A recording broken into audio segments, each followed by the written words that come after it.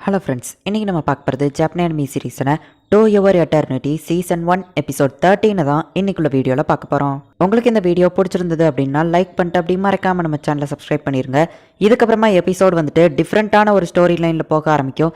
இவ்வளோ நாள் இருந்ததுக்கோ இதுக்கப்புறம் வரப்போகிற கதைக்கும் நிறைய டிஃப்ரென்ஸ் இருக்கும். சரி வாங்க நம்ம பலன்னு பேசாமல் இன்னைக்குள்ள கதைக்குள்ளே போகலாம். இன்றைக்கி நம்ம பார்க்க போகிறது two your eternity season 1 episode 13. நான் எதனால நானா இருக்கிறேன் அப்படின்னு சொல்லிட்டு நம்ம ஹீரோ கூகோ மாதிரியே யோசிச்சுட்டு இருக்கான். நான் என்ன நினைச்சாலும் அதை என்னால் செய்ய முடியல, என்னை மன்னிச்சிரு கூகோ, ஆனால் மன்னிப்பு கேட்டு இப்போ பிரோஜனம் இல்லைல்ல அப்படின்னு நம்ம ஹீரோ ரொம்பவோ ஃபீல் பண்ணுறான். ஃபூஷி கூஸ்மேனோட இடத்துல இருந்து வந்து 4 நாள் ஆகுது. அவன் பல எக்ஸ்பிரஷன்ஸை மேக் பண்ணுறான். ஏய் பிளாக் திங் வெளியே வா அப்படின்னு நம்ம ஹீரோ சொல்கிறான். ஓ நான் உனக்கு பிளாக் திங்கா, சரி ஓகே, ஃபர்ஸ்ட் டைமா நீ எதுக்காக என்ன கூப்பிட்டுருக்க அப்படின்னு அவர் கேட்குறாரு. நான் யாரு அப்படின்னு நம்ம ஹீரோ கேட்கவும், நான் உனக்கு ஃபர்ஸ்டே சொல்லியிருக்கேன், நீ ஒரு மெக்கானிசம், இந்த உலகத்தில் இருக்கிற நிறைய விஷயங்களை அப்சர்வ் பண்ணுறதுக்காக தான் நான் உன்னை கிரியேட் பண்ணியிருக்கேன், நான் தான் உனக்கு ஒரு பேரண்ட் அப்படின்னு அந்த ஆள் சொல்லவும், நீ ஒன்று எனக்கு பேரண்ட் கிடையாது, என்னோட பேரண்ட் அப்படின்னு சொல்லி நம்ம ஹீரோ மார்ச்சை யோசிக்கிறான். ஆனால் அவனுக்கு ஞாபகமே இல்லை சுத்தமா. என்னாச்சு அப்படின்னு அந்த ஆள் கேட்கவும், நான் மட்டும் எப்படி உயிரோடு இருக்கேன், கூகு ஏன் இறந்து போகணும் அப்படின்னு நம்ம ஹீரோ கேட்கவும், அதுதான் நேச்சர் அப்படின்னு அந்த ஆள் சொல்லவும், என்ன சொல்ற எனக்கு புரியல நம்ம ஹீரோ சொல்றான். உனக்கு இப்போதைக்கு அது புரியாது, உண்மையை சொல்லு அப்படின்னு நம்ம ஹீரோ சொல்றான். நீ ஒரு ஸ்பெஷல் நேச்சருக்கு அப்பாற்பட்டவன், அதனால தான் அந்த எனிமி நாக்கர்ஸ் உன்னை கண்ட்ரோல் பண்ணணும்னு நினைக்குது அப்படின்னு அந்த ஆள் சொல்லவும், அப்படின்னா நான் ஒரு மனுஷனா இருந்தா தானே பிரச்சனை அப்படின்னு சொல்லி நம்ம ஹீரோ ஒரு பழமா மாறிதான். அந்த ஆள் நம்ம ஹீரோவை திரும்பவும் மனுஷனா மாத்தவோ நம்ம ஹீரோ டென்ஷன் ஆகுறான்.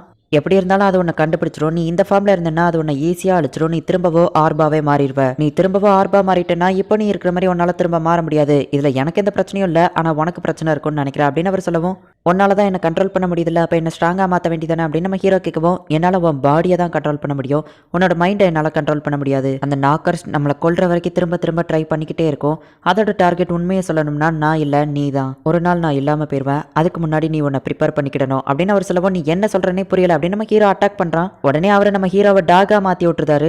என்ன நடந்தாலும் கூகு திரும்ப வர போகிறதில்ல, நான் என்னை பற்றி கவலைப்பட போகிறதில்ல, என்ன வேணா நடக்கட்டும் அப்படின்னு நம்ம ஹீரோ சொல்லவோ, ஷுவராக தான் சொல்கிறியா அப்படின்னு அவர் கேட்குறாரு. இந்த ஸ்மெல் எப்படி இங்கே வருது அப்படின்னு சொல்லி நம்ம ஹீரோ போகிறான். பார்த்தா பியூராக நாங்கள் வந்திருக்கா.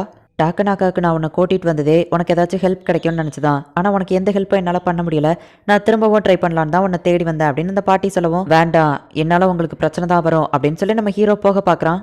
இந்த பாட்டியோட பேச்சை கேட்க மாட்டியா அப்படின்னு நம்ம கேட்கவும், என் கூட இருந்தால் என்ன ஆகும்னு உங்களுக்கே தெரியும் அப்படின்னு நம்ம ஹீரோ சொல்லவும், நான் எல்லாத்துக்கும் ப்ரிப்பேராக தான் வந்திருக்கேன், நான் வாழ போகிறது கொஞ்ச நாள் தான், அதுக்கு முன்னாடி உனக்கு யூஸ்ஃபுல்லாக இருக்கணும்னு நினைக்கிறேன் அப்படின்னு அவங்க சென்டிமெண்டலாக பேசுவோம். ஒழுங்கா வீட்டுக்கு வா அப்படின்னு பிடிச்சி நம்ம ஹீரோ இழுக்கிறான். நான் திரும்பவும் யாரையும் இழக்க விரும்பல, என்னோட நல்லதுக்காக இதை பண்ணுங்கன்னு சொல்லவும், அடைச்சை வாய மூடு, எனக்கு உன்னை ஹெல்ப் பண்ண விடு அப்படின்னு இந்த பாட்டி போட்டு அடிக்கிறாங்க. சரி என்னமோ பண்ணி தொலைங்க அப்படின்னு நம்ம ஹீரோ சொல்கிறான். ஃபூஷி இந்த சாப்பாடுன்னு கொடுக்கவும், எனக்கு தேவையில்லை அப்படின்னு நம்ம ஹீரோவே எல்லாத்தையும் ரெடி பண்ணிக்கிட்டு தான். அந்த பாட்டி என்ன கொடுத்தாலும் அவன் வாங்கவே மாட்டேங்கிறான். ஆனாலுமே அந்த பியூரான் நம்ம ஹீரோவை ரொம்பவோ பாசமாக பார்த்துக்கிடுறா. ஹே பியூரான் என்னால் இறந்து போயிடாத சரியா அப்படின்னு நம்ம ஹீரோ சொல்கிறான். இப்போ இவங்க 2 பேருமே ஒரு வில்லேஜை கண்டுபிடிக்கிறாங்க. வில்லேஜ் நம்ம இங்கே போய் சாப்பிடலாம் அப்படின்னு சொல்லிட்டு இப்போ அவங்க போய் சாப்பிட்டுட்டு இருக்காங்க. நம்ம இந்த மாதிரி டவுனுக்குள்ளே இருக்கும்போது நாக்கர்ஸ் என்ன அட்டாக் பண்ணிச்சுன்னா என்னால் தடுக்க முடியாது அப்படின்னு நம்ம ஹீரோ சொல்லவோ, ஓ அப்படியா சரி ஜூஸ் கொண்டாங்க அப்படின்னு சொல்லிட்டு அவள் கண்டுக்கிடவே மாட்டேங்கிறா. ஹே பிளாக் திங் அந்த நாக்கர்ஸ் இப்போ எங்கே இருக்குன்னு தெரியுமா அப்படின்னு நம்ம ஹீரோ கேட்குவோம். நார்த் ஈஸ்ட்டில் ஒரு 6 கிலோமீட்டர் தள்ளி இருக்கு, அது 4 நாளாக அசையவே இல்லை அப்படின்னு சொல்லவும், அப்போ எப்போவுமே அது எங்கே இருக்குன்னு உனக்கு தெரியுமா அப்படின்னு நம்ம ஹீரோ கேட்குறான். உனக்குள்ள ஒரு தேவையில்லாத ஒரு பூச்சி இருந்துச்சுன்னா அதை அசைறது உனக்கு தெரியும்ல, அது மாதிரி தான் எனக்கு இந்த நாக்கர்ஸ் எங்கே இருக்குன்னு தெரியுது அப்படின்னு அவர் சொல்கிறோம்.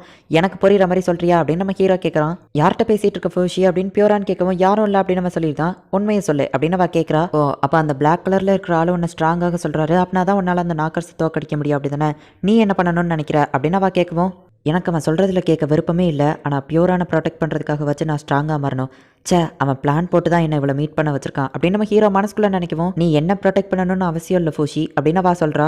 ஃபூஷி அந்த பழத்தை பறிச்சு தாயன் அப்படின்னு பியூரான் கேட்கவும், நான் எதுக்கு பழத்தை பறிச்சு தரணும், இந்தாங்க அப்படின்னு நம்ம ஹீரோ கிரியேட் பண்ணி கொடுக்குறான். இதெல்லாம் நான் சாப்பிட மாட்டேன் அப்படின்னு சொல்லவும், நம்ம ஹீரோவால் மரம் ஏற முடியல, மார்ச்சா மாற வேண்டியதானே அப்படின்னு அந்த பாட்டி கேட்குறா. யார் மார்ச் அப்படின்னு நம்ம ஹீரோ கேட்கவும், மார்ச்சை மறந்துட்டேன்னு மட்டும் என்கிட்ட சொல்லாத, மார்ச் ஒரு சின்ன பொண்ணு, நீ கூட அவளோட உருவத்துக்கு பல தடவை மாறி மரம் ஏறிக்கே அப்படின்னு அவ கேட்கவும், நம்ம ஹீரோக்கு உருவமே இல்லாமல் அந்த வாய்ஸ் மட்டும் கேட்குது. ஆமாம் நான் இதுக்கு முன்னாடி மரம் ஏறி இருக்கேன் அப்படின்னு சொல்லி மார்ச்சோட சில விஷயங்கள் தெளிவாக ஞாபகம் வரல. ஆமாம் மார்ச் எனக்கு ரொம்பவும் இம்பார்ட்டன்ட், ஆனால் எனக்கு அவ்வளோ ஞாபகம் வர மாட்டேங்குது அப்படின்னு நம்ம ஹீரோ யோசிக்கிறான். இது ஓன் தப்பில்லை ஃபூஷி, நாக்கர்ஸ் உன்கிட்ட இருந்து திருடினது கண்டிப்பாக உனக்கு ஞாபகம் வராது அப்படின்னு அவர் சொல்கிறாரு. ஓ அப்படின்னா அந்த நாக்கர்ஸ் உன்கிட்ட இருந்து உன்னோட மெமரிஸை திருடிடுது, இப்போ கூகுவோட ஃபார்மில் இருக்கும்போது அதுங்க ஒன்று அழிச்சா கூகு உன்னை விட்டு போயிடுவான் அப்படி தானே அப்படின்னு அந்த பாட்டி கேட்கும்போது நம்ம ஹீரோவா ஆமாம் அப்படின்னு சொல்கிறான். அப்படின்னா அவங்க 2வது தடவையாக இறக்குற மாதிரி, ஒரு மனுஷன் உண்மையிலேயே எப்போ இறந்து போகிறான் அப்படின்னா அவனை பற்றி யாருமே ஞாபகம் வச்சுக்கிடாத டைமில் தான் அப்படின்னு அந்த பாட்டி சொல்கிறாங்க. நம்ம ஹீரோ ஸ்ட்ராங் ஆகணும்னு ஆசைப்படுறான். கூகு சொன்ன மாதிரியே ஃபிசிக்கல் பெயினை வச்சு அவனால் ஒரு ஆப்ஜெக்டை உருவாக்க முடியுது, ஆனால் லிவிங் திங்ஸை அவனால் உருவாக்க முடியலை. அப்போ ஒரு லோட்டஸ் கிராப் அங்கே வரவும் அந்த பாட்டி அதை பிடிச்சி அதோட கண்ணெல்லாம் பிடுங்கி அறுக்குறாங்க. நம்ம ஹீரோக்கு அதை பார்க்கவே அருவருப்பாக இருக்குது. அதோட பெயின் எப்படி இருக்குன்னு யோசிச்சு பார்க்கும்போதே எனக்கு கஷ்டமாக இருக்குது. அதனால தான் நான் சமைக்கும் போது சீ ஃபுட்டெல்லாம் கூகுவை தான் வெட்ட சொல்லுவேன் அப்படின்னு நம்ம ஹீரோ சொல்லவும், சாரி எனக்கு இது தெரியாது அப்படின்னு அந்த பாட்டி சொல்கிறாங்க. நம்ம ஹீரோவால் இப்போ அந்த கிராப் உருவாக்க முடியுது அப்படின்னா என்னால் கூகுவையும் உருவாக்க முடியும், ஆனால் உயிர் இல்லாத அசையாத கூகுவை தான் அப்படின்னு நம்ம ஹீரோ யோசிக்கிறான். ஆமாம், போன தடவை அதை எப்படி தோக்கடிச்சா அப்படின்னு அந்த பாட்டி கேட்குவோம். அது எப்படின்னு எனக்கு கன்ஃபார்மாக தெரியல, கோகோ நெருப்ப விட்டா அது தண்ணிக்குள்ளே வந்து விழவோ உடஞ்சு போயிடுச்சு அப்படின்னு நம்ம ஹீரோ சொல்லுவோம். ஓ இப்போ எனக்கு புரியுது, நீ ராக்கை ஹீட் பண்ணினா அது ரொம்ப ஈஸியாக உடஞ்சிரும், அதனால தான் அது தண்ணிக்குள்ளே விழுந்த உடனே ஈஸியாக உடஞ்சிருச்சு அப்படின்னு அவங்க சொல்கிறாங்க.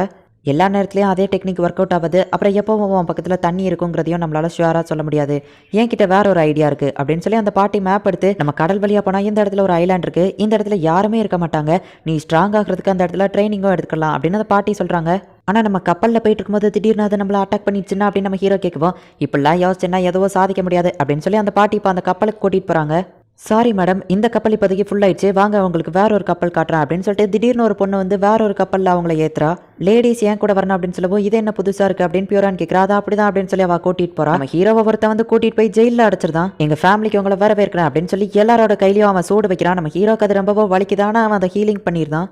அச்சச்சோ, அப்போ பியூரானோட நிலமை அப்படின்னு சொல்லிட்டு நம்ம ஹீரோ ரொம்பவோ வருத்தப்படுறான். கொள்ளக்காரன் உங்களை மாதிரி கைதிகள் எல்லாரையுமே நான் வரவேற்கிறேன். உங்களுக்கு ஒரே இடம் இந்த இடம் மட்டும்தான், அந்த ஐலாண்டுக்கு நீங்கள் போனதுக்கப்புறம் நீங்கள் பார்க்குற கடைசி இடம் அதுவாக மட்டும்தான் இருக்கும் அப்படின்னு சொல்லி ஒரு ஐலாண்டில் இருக்கிற ஜெயிலுக்கு எல்லாரையும் கூட்டிகிட்டு போகிறாங்க. அதில் நம்ம ஹீரோ வந்து மாட்டிக்கிட்டான். ஹே தம்பி, ஒரு நிமிஷம் இல்லை, உன் கையில் என்ன சீலே இல்லை, நீ தப்பான போட்டில் வந்து ஏறிட்டேன்னு நினைக்கிறேன்ப்பா அப்படின்னு அவர் சொல்கிறாரு.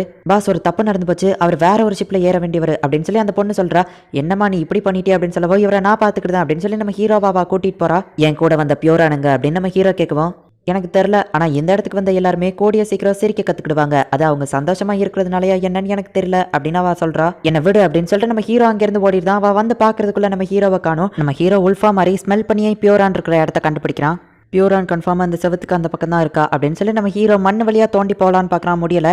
உடனே ஆரோவை வச்சு குத்தி அப்படியே மேலே போகிறான். ரொம்பவும் ஹைட்டாக இருக்குது, ஸ்லிப் ஆகி கீழே விழுந்து இறந்துருதான். இவன் ரீஜென்ரேட் ஆகிறதா அங்கே இருக்கிற எல்லாருமே பார்க்குறாங்க. நீ பாத்தியா அப்படின்னு சொல்லி நம்ம ஹீரோ கேட்குவோம். ஆமாம் அப்படின்னு சொல்லி எல்லாருமே சொல்கிறாங்க.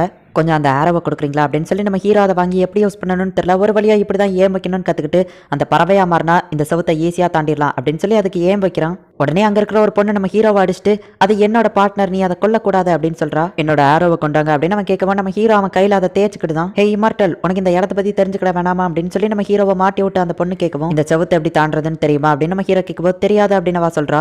ஆனால் ஒருவேளை நீ அவங்களை கண்டுபிடிச்சாலும் உன்னால் அவங்கள இந்த இடத்துல இருந்து கூட்டிகிட்டு போக முடியாது, இந்த ஐலாண்டே கைதிகளுக்காக உருவாக்கப்பட்டது தான், உலகத்தில் இருக்கிற மோசமான கொள்ளக்காரங்க எல்லாரையுமே இந்த இடத்துல தான் அடைச்சு வைப்பாங்க, அவங்கள கைதின்னு சொல்லி கையில் ஒரு முத்திரை குத்திருப்பாங்களே அவளுக்கும் அதை குத்திருப்பாங்க, அது அவள் கையில் இருக்கிற வரைக்கும் உங்களால் இங்கேருந்து வெளியே போக முடியாது அப்படின்னு அவள் சொல்லவும், ஆனால் இது எல்லாத்துக்கும் காரணம் நீ தான் அப்படின்னு சொல்லவும், நான் தெரியாமல் பண்ணிட்டேன் அப்படின்னு அவள் அசால்ட்டாக சொல்கிறா. நம்ம ஹீரோ அவளை பிடிச்சி திட்டவோ, நீங்கள் 2 பேரும் இங்கேருந்து தப்பிக்கணும்னா அதுக்கு ஒரே வழிதான் இருக்குது, இந்த கிராண்டோரினால நீ சண்டை போடணும் அப்படின்னு அவள் சொல்கிறா. இந்த இடத்துல இந்த எபிசோட் முடியுது. அந்த பொண்ணு நம்ம ஹீரோவை வேணும்னே அந்த இடத்துல மாட்ட வச்சுட்டா. எனக்கு அந்த பொண்ணோட கேரக்டரை சுத்தமாக பிடிக்காது.